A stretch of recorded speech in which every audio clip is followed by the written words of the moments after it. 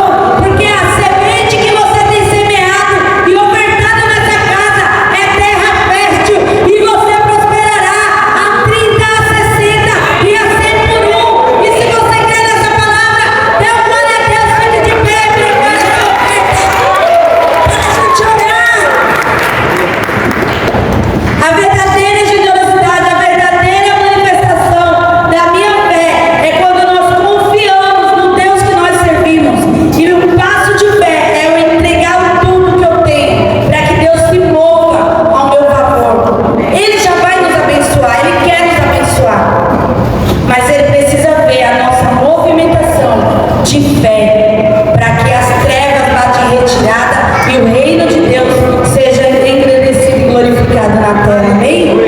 Através da minha e da sua vida, amém? Então vamos preparar suas ofertas.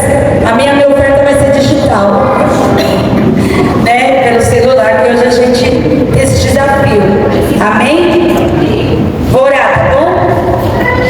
Senhor, meu Deus, meu Pai, glorificado seja o teu nome, que nós sejamos como essa viúva, que mesmo em uma situação, em uma circunstância, Senhor, de morte, onde os seus olhos poderiam, Senhor, dizer: eu não posso, o único tanto que eu tenho, a única condição que eu tenho para me alimentar com meu filho, eu não posso compartilhar. Mas ela deu um passo de fé e obedeceu o comando de um homem de Deus.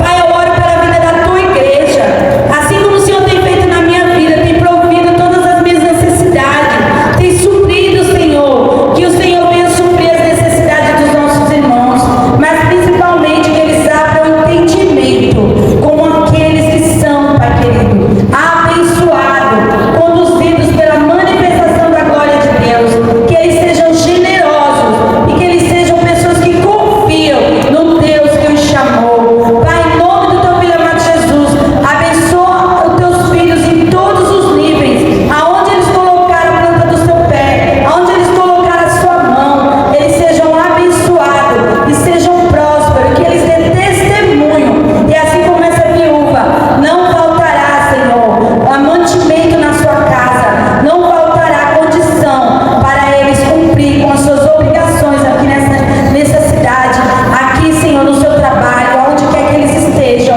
assim como o Senhor tem feito conosco. Nós te agradecemos e te bendizemos, no nome do teu filho amado